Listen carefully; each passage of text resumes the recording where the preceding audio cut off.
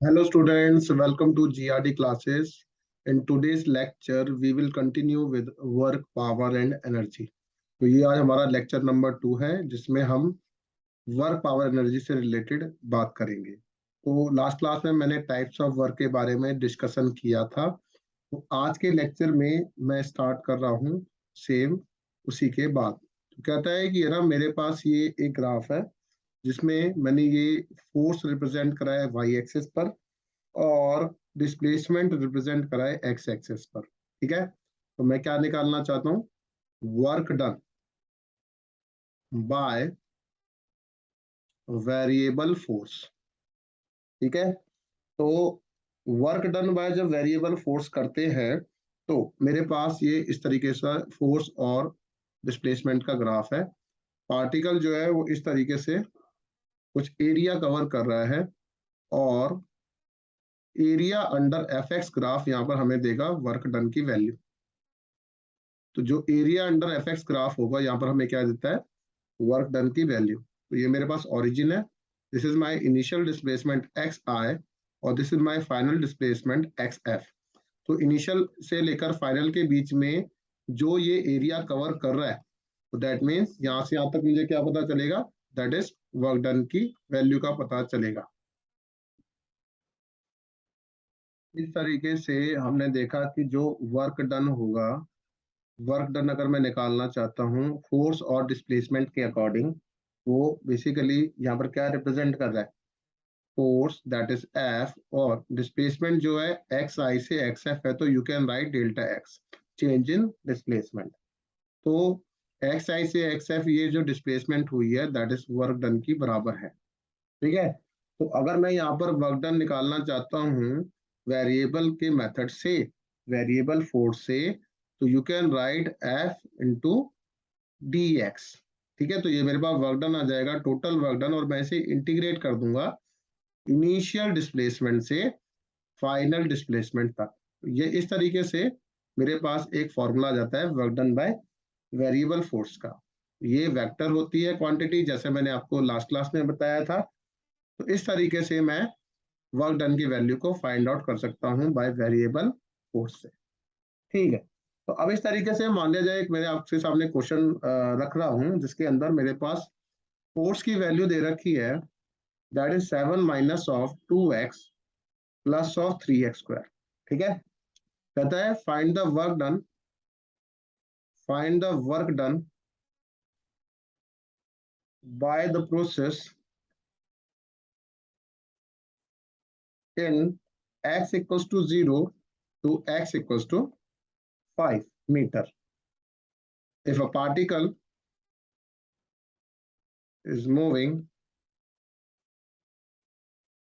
along x direction or you can say x axis।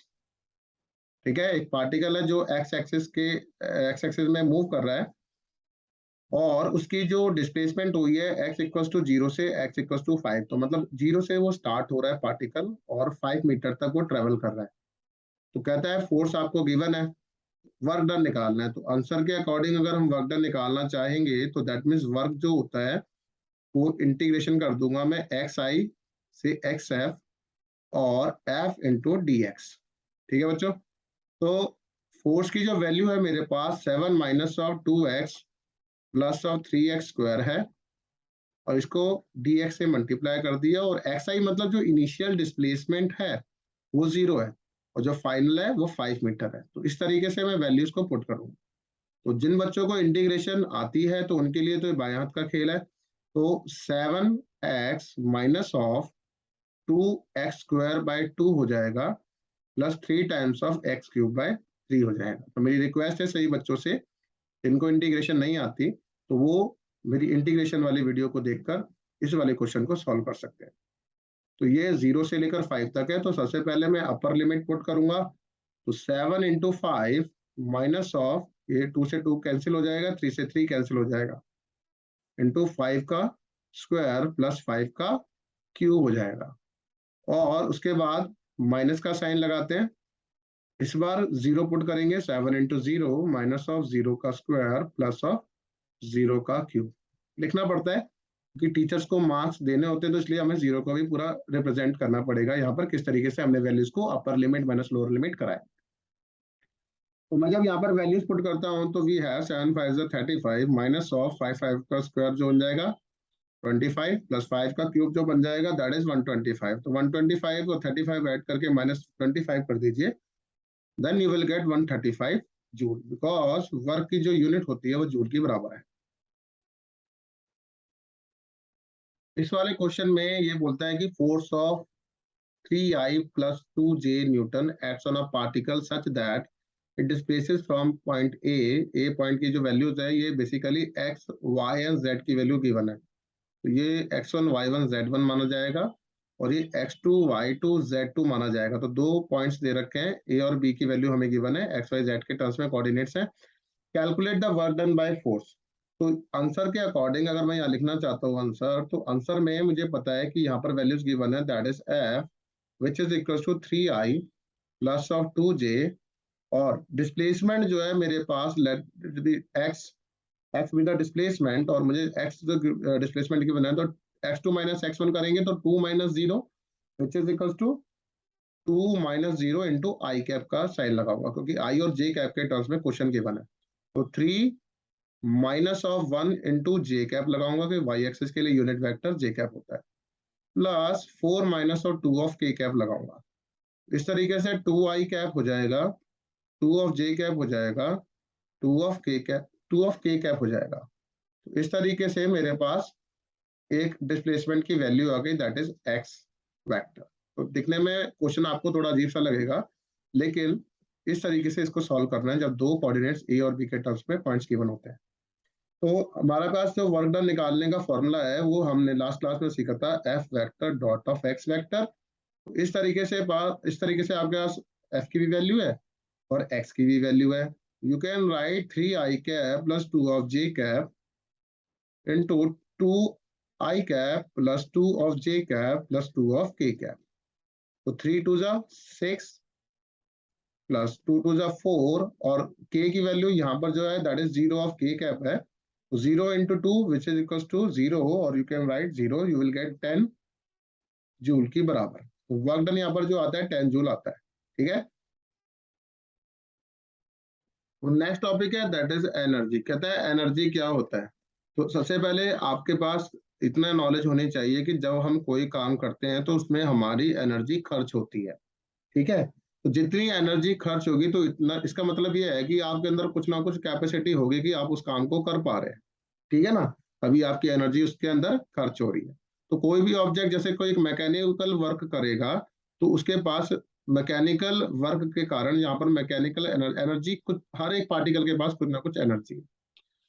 तो जैसे एक फैन है, जिस टाइम वो रोटेट करता है तो हम स्विच दबाते हैं, तो जिस टाइम तक वो स्विच दबा रहे हैं तो that is called electrical energy, जो है वो कन्वर्ट कर रही है मैकेनिकल एनर्जी में। ठीक है ना, तो एनर्जी किसी भी बॉडी की जब भी डिफाइन होती है तो उसकी कैपेसिटी टू डू वर्क, और यू कैन से एबिलिटी, जिसके अंदर वो उसके अंदर कुछ एबिलिटी हो, कैपेसिटी हो काम करने की, दैट इज कॉल्ड उसकी एनर्जी। कहता है कि energy of a body is defined as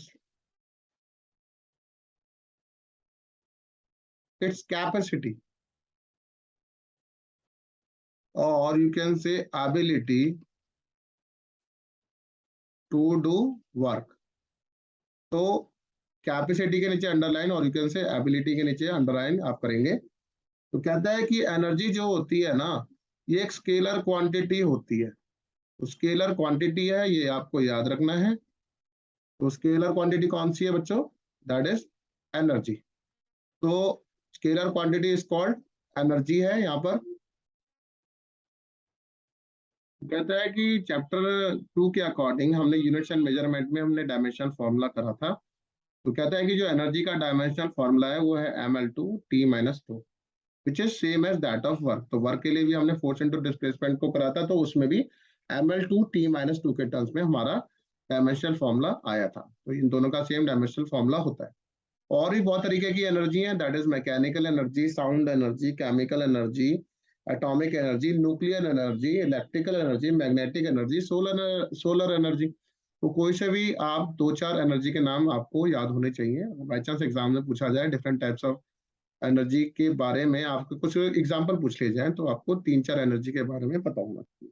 ठीक है, तो इसके बाद है, अब मैं पहला टॉपिक कर रहा हूँ कि एनर्जी जो है वो काइनेटिक एनर्जी भी हो सकती है और पोटेंशियल एनर्जी भी हो सकती है। तो कहता है, आपको पता है सभी बच्चों को, काइनेटिक एनर्जी जो होती है मोशन के कारण आती है। ठीक है, तो काइनेटिक एनर्जी बेसिकली क्या है? तो काइनेटिक एनर्जी अगर मैं बताना चाहूंगा, तो काइनेटिक एनर्जी बेसिकली क्या है? द एनर्जी possessed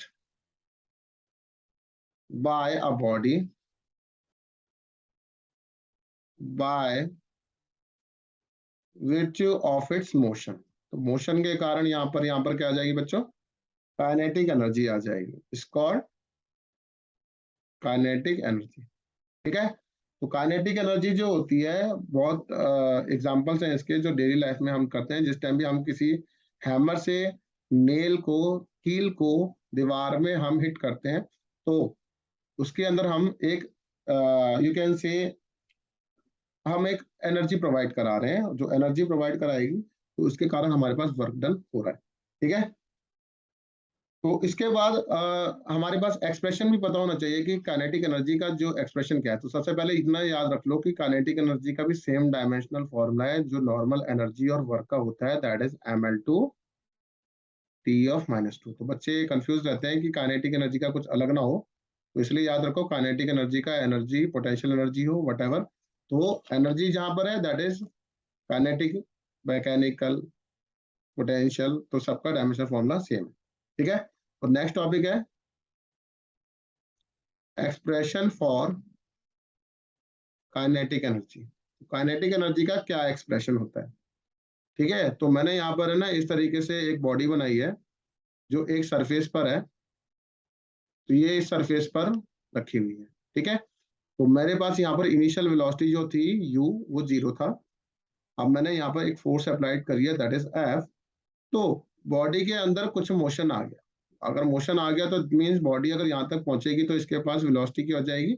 v हो जाएगी। तो मेरे पास फाइनल वेलोसिटी इसके पास कितनी है? v। क्योंकि इसके ऊपर फोर्स क्या लगी थी बच्चों? F लगी थी। तो अगर मैं यहाँ पर निकालना चाहता हूँ एक्सप्रेशन फॉर काइनेटिक एनर्जी, तो मेरे पास इस बॉडी का मास जो है वो m है। हम यहाँ पर फिगर से रिलेटेड मैं लिख सकता हूँ, फ्रॉम फिगर मुझे यहाँ पर क्या क्या चीज गिवन है, that is m which is equal to किसके बराबर? Mass of body. ओके, तो कैसी फोर्स है? कांस्टेंट फोर्स है। तो कांस्टेंट फोर्स मैं लगाना चाह रहा हूँ इस बॉडी पर। ठीक है, ये अब जब मोशन आया तो कुछ ना कुछ एक्सेलरेशन भी होगा, क्योंकि यहाँ से यहाँ तक की डिस्प्लेसमेंट मेरे पास क्या हो रही है? x। ये जो है वो एक्सेलरेशन है produced in the body. Produced in the body जो है फोर्स के लगने के कारण यहाँ पर कुछ ना कुछ एक्सेलरेशन आया। v जो रिप्रेजेंट कर रहा है वो फाइनल वेलोसिटी है। ऐसा सपोज लिखना पड़ता है बच्चों, क्योंकि तभी मार्क्स मिलेंगे। और एच जो है यहाँ से यहाँ तक की डिस्टेंस कवर्ड जो करा है पार्टिकल ने। ठीक है, अगर यहाँ तक क्लियर होता है तो अब इसके बाद ये कहता है कि by third equation of motion, equation कौन सी? Third. By third equation of motion v square minus u square equals to 2as होता है। तो 2ax लिख देंगे, तो v square equals to minus यहाँ पे 0 था, 2a इंटू एक्स हो गया। अब x जो है यहाँ पर मैंने डिस्टेंस ट्रेवल के लिए मैंने s माना है, तो you can write v square equals to 2as की बराबर ले सकते हैं। ठीक है, अच्छा, तो यहाँ पर x जो है वो s के बराबर है, that is called distance covered by the body. तो मेरे पास एक्सेलरेशन की वैल्यू आ जाएगी, that is v square by 2s के बराबर। This is my equation number 1। As जो वर्क डन हुआ है, let it be this point is a and this point is b, a से b तक के बीच में जो वर्क डन हुआ है वो क्या है? फोर्स इनटू डिस्प्लेसमेंट होता है। अब फोर्स किसकी बराबर होती है? Mass into acceleration. ठीक है ना, इनटू s। तो you can put equation number 1 here. तो f जो हो जाएगा, m a की जगह क्या हो जाएगा? v square by 2s into s, s से s कैंसिल हो जाएगा, you will get half mv square. तो this is the required expression of kinetic energy. I hope कि ये काइनेटिक एनर्जी का एक्सप्रेशन आपको क्लियर होता है। आई रिक्वेस्ट इसको साथ साथ में नोट डाउन कर लो, सो दैट कि आपको आगे के लिए काम आ जाए। तो आज के लेक्चर में जो भी हमने टॉपिक्स करे हैं, तो इनसे रिलेटेड कोई भी आपको डाउट होता है तो please contact on my WhatsApp number और kindly subscribe our channel, that is GRD classes. Thank you very much.